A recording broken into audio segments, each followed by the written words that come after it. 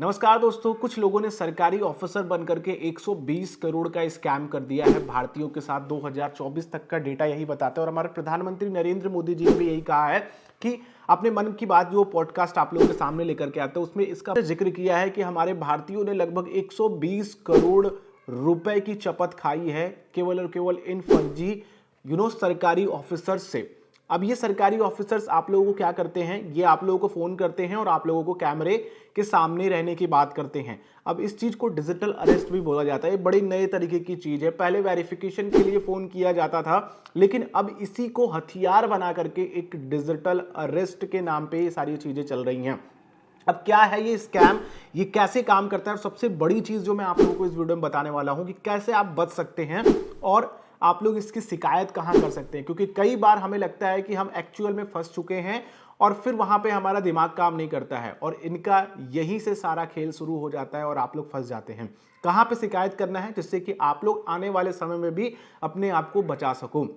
Video को शुरू से लेकर के अंत तक देखना। और साथ ही एक चीज और मैं कहना चाहूंगा कि जो लोग भी ज्यादा टेक्निकल नहीं है, खास करके सीनियर सिटीजन की बात करते हैं, आपके पेरेंट्स की बात करते हैं, आपके कॉलीग की बात करते हैं, जो ज्यादातर टेक्नोलॉजी से थोड़ा दूर है, ऑनलाइन प्रेजेंस उनका कम है। अगर ऑनलाइन प्रेजेंस होंगे तो उन्होंने डिजिटल अरेस्ट के बारे में जरूर सुना होगा और इस चीज को थोड़ा बहुत जानते भी होंगे। तो आप इस वीडियो को उन तक जरूर पहुंचाइएगा। सबसे पहले तो आप लोग डिजिटल अरेस्ट को समझिए कि क्या है ये।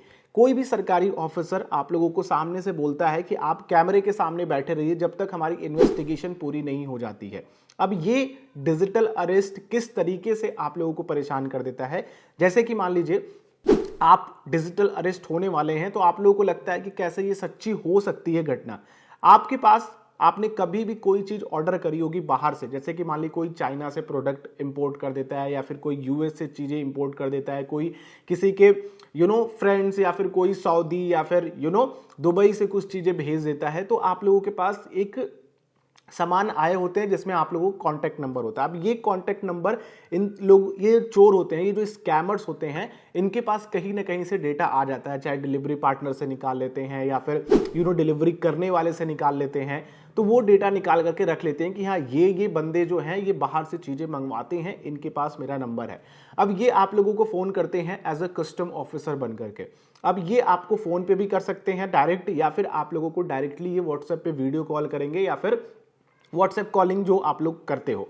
अब ये आप लोगों को लगता है कि यार मैं बाहर से सामान मंगाता हूं, कहीं मेरे नाम पे कोई स्कैम ना कर रहा हो, तो ये आप लोगों से कहेंगे कि आपके नाम पे ये प्रोडक्ट आया है, इसमें हमें ड्रग्स मिला है या फिर गोल्ड की तस्करी करी जा रही है, ये आपके नाम पे डिलीवरी आई है, आपको इसका वेरिफिकेशन करना पड़ेगा। अगर आप इसमें पकड़े जाते हैं, जो कि आप लोगों का नंबर आया है, तो ऑब्वियसली आप लोगों को लगेगा कि हाँ यार ये चीजें मैंने मंगाई थी, हो सकता है कि मेरे नाम पे कोई किसी तरीके से भेज दिया हो। तो यहाँ पे आप लोगों से आपके कुछ सेंसिटिव डेटा की मांग करी जाती है या फिर आप लोगों से कहा जाता है कि आप इतने पैसे डिपॉजिट करो तो हम केस को रफा दफा कर देंगे।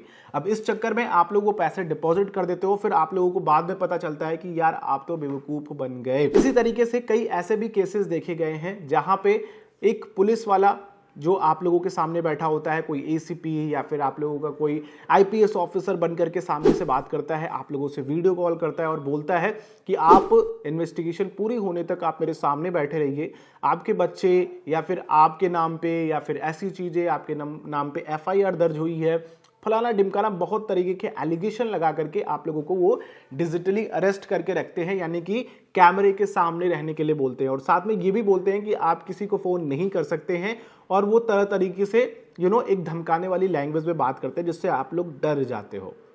अब ये तो डिजिटल अरेस्ट का सारा फंडा है। अब यहाँ पे अपने आप को बचाएं कैसे, ये बहुत जरूरी है। सबसे पहले तो जो पुलिस ऑफिसर्स ने बताए हैं और एनसीपीआई ने भी बताया है कि ऐसी कोई भी चीजें नहीं है, डिजिटल अरेस्ट नाम की कोई भी चीज नहीं है। कोई भी पुलिस ऑफिसर या फिर कस्टम ऑफिसर आप लोगों को वीडियो कॉल नहीं करता है, ना ही वो व्हाट्सएप पे आपकी एफआईआर कॉपी भेजता है वगैरह वगैरह। ये सारी चीजें, जो भी चीजें होती हैं, वो डायरेक्टली आप लोगों के एड्रेस पे भेजी जाती हैं।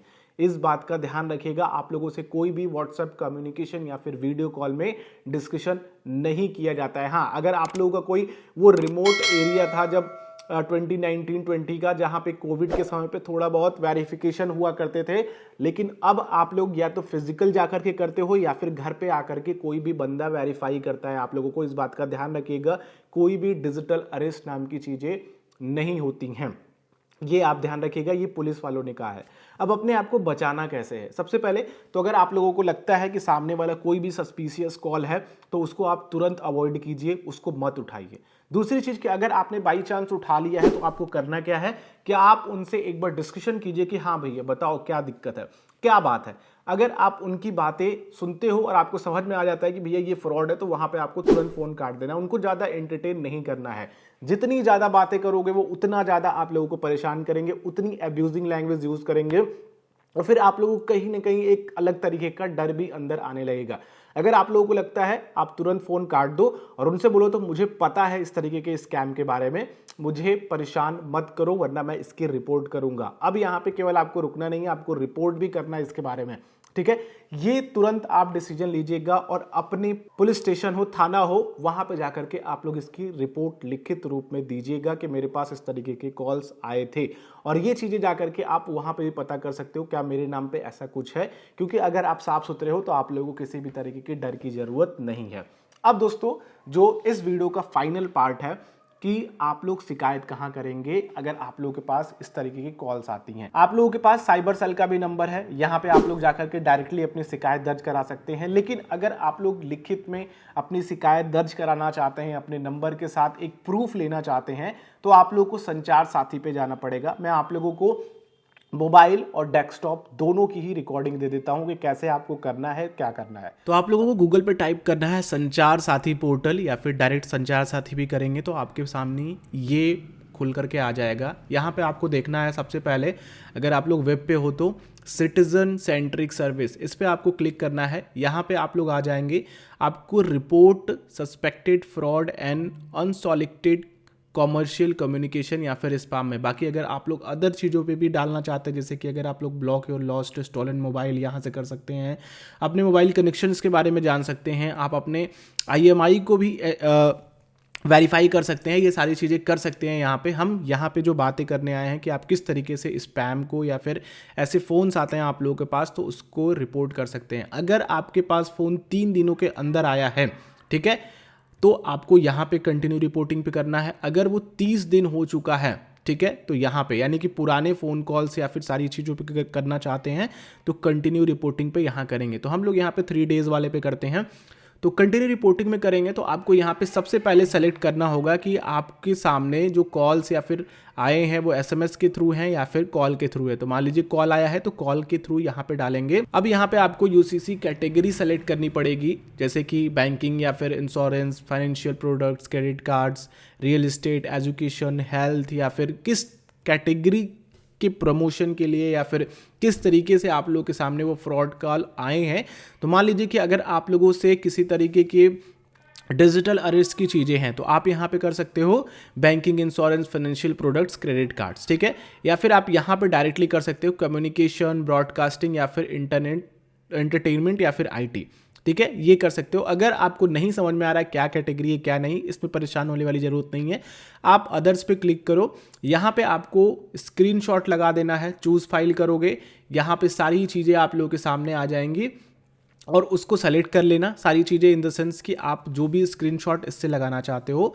फिर आपको यहाँ पे उस बंदे का 10 डिजिट का मोबाइल नंबर डालना पड़ेगा। अगर देखो यहाँ पे SMS सेलेक्ट करते हो, ठीक है, यहाँ पे आप SMS सेलेक्ट करते हो तो आपके पास विदाउट हेडर और विथ हेडर आएगा, ठीक है। विथ हेडर में क्या होता है कि आपके पास जो VI या फिर प्रमोशनल नंबर्स होते हैं यहाँ पे आपको अच्छे से दिखेगा, जैसे कि ये देखो AX डैश करके BCDEFG लिखा है। तो इस तरीके से अगर कोई आया है तो कर सकते हो। विदाउट हेडर आया है तो आप लोग मोबाइल नंबर डाल सकते हो, ठीक है, SMS वाले में।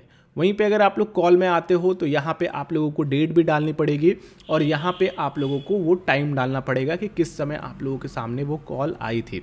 अब यहाँ पे आप लोगों को अपनी कंप्लेन की पूरी डिटेल डाल देनी है 500 कैरेक्टर तक कि किस तरीके से आप लोगों के सामने ये फ्रॉड आ रहा है या फिर कब कब आया है।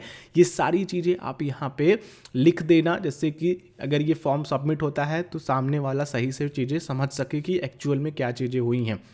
फिर यहाँ पे सिंपली आप लोगों को अपना नाम और अपना लास्ट नेम और यहाँ पे मोबाइल नंबर डाल करके ये कैप्चा जरूर डालना नीचे, इसको भूलना मत क्योंकि ये थोड़ा सा दिखता नहीं है।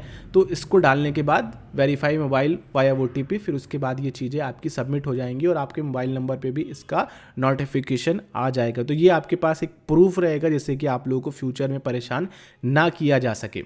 अब संचार साथी पे आप लोगों को रिपोर्ट करने के बाद आराम से बैठ जाना है। केवल ये मत सोचिए कि आपके पास आपको पता चल गया, फोन आया तो फिर और किसी की कोई दिक्कत नहीं है, आपको इसकी रिपोर्ट करनी पड़ेगी। अगर आप इसकी रिपोर्ट करते हो तो डेफिनेटली इस पे गवर्नमेंट एक्शन लेगी, वो उस संस्था एक्शन लेगी जहां पे आपने रिपोर्ट किया है, उस नंबर को स्पैम पे डालेगी जिससे कि अदर लोग उस चक्कर में, उस पंजड़े में ना फंसे। ये आप लोगों का कर्तव्य बनता है कि अगर आप लोग के पास कोई भी फ्रॉड कॉल आता है तो उसकी डिटेल इस तरीके से भर करके डाल दीजिए। कुछ नहीं लगने वाला है, बस आप लोगों का 2 से 3 मिनट का समय लगने वाला है। अगर आप लोग ये करते रहते हो तो 1 मिनट के अंदर अंदर ये सारी चीजें आप लोग कर डालोगे ऑनलाइन। तो ये एक रिक्वेस्ट रहेगी कि आप लोगों के पास अगर कोई भी फ्रॉड कॉल आता है या फिर फ्रॉड SMS आते हैं, उनको आप लोग जरूर इस तरीके से रिपोर्ट कीजिए जिससे कि और लोग इस तरीके के फ्रॉड से बच सके। क्योंकि अब बहुत सारे जो आपके टेलीकॉम ऑपरेटर हैं, जैसे कि आपका वी हो गया, जियो हो गया, एयरटेल हो गया, ये सभी आप लोगों के सामने स्पैम नंबर शो करने लगते हैं। अगर बहुत सारे स्पैम रिपोर्ट हुए हैं तो ऑलरेडी उस नंबर को स्पैम या फिर वो कॉल ही आप लोगों तक कनेक्ट नहीं होने देते हैं। और जाते जाते एक चीज और मैं आप लोगों को देना चाहूंगा, ये कि आप लोग कहीं भी अपनी फर्जी डिटेल मत भरिए। आप अपने फोन नंबर से या फिर आप अपनी ईमेल आईडी हर जगह मत दीजिए। आप लोग एक कोई सेकेंडरी फोन नंबर या फिर कोई सेकेंडरी मेल आईडी रखिए जो आप लोगों के डायरेक्टली फाइनेंशियल से ना जुड़ा हो, जिससे कि आप लोगों को भविष्य में किसी तरीके की दिक्कत ना हो। बाकी इस वीडियो में इतना ही है। वीडियो अच्छी लगी तो जरूर लाइक कीजिएगा और जो मैंने शुरुआत में रिक्वेस्ट करी थी कि इस वीडियो को दूसरों तक जरूर शेयर कीजिएगा, खास करके सीनियर सिटीजन्स के साथ जो नॉन टेक्निकल्स हैं, जिससे कि उनको भी इसके बारे में पता चल सके। चैनल पे नए हैं जरूर सब्सक्राइब कीजिएगा और बेल आइकन क्लिक करेंगे तो आने वाली वीडियोस की नोटिफिकेशन आ सकेगी। नेक्स्ट वीडियो मिलते हैं। आप लोगों का दिन शुभ हो। जय हिंद।